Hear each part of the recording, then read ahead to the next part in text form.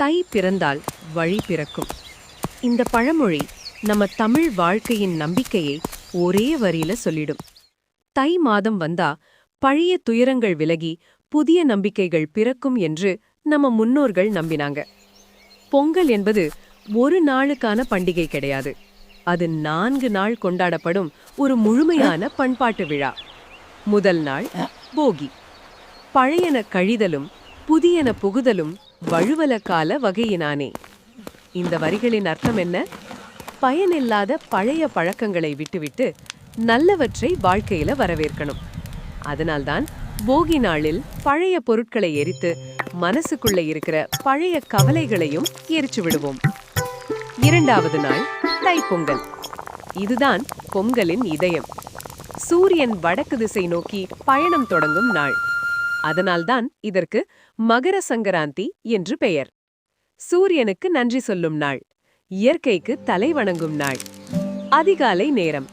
வீட்டு வாசலில் கோலங்கள், மண் மணக்கும் முன்றலில் புதிய மண்பானை, பாலும் அரிசியும் கொதிக்க பால் பொங்கி மேலே வரும்போது பொங்கலோ பொங்கல்னு வீடே ஒரே குரலா முழங்குது. அந்த ஒரு வார்த்தை நமக்கு என்ன சொல்லுது தெரியுமா?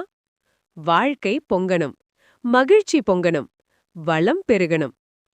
மூன்றாவது நாள் மாட்டுப்பொங்கல். நம்ம விவசாயத்தின் உயிர் நண்பன் மாடு. உழுதுண்டு வாழ்வாரே வாழ்வார். உழைப்பில் துணை நின்ற அந்த உயிருக்கும் மரியாதை தரும் நாள். மாடுகளுக்கு குளியல், மஞ்சள், பூ, மணி, அழகான அலங்காரம்.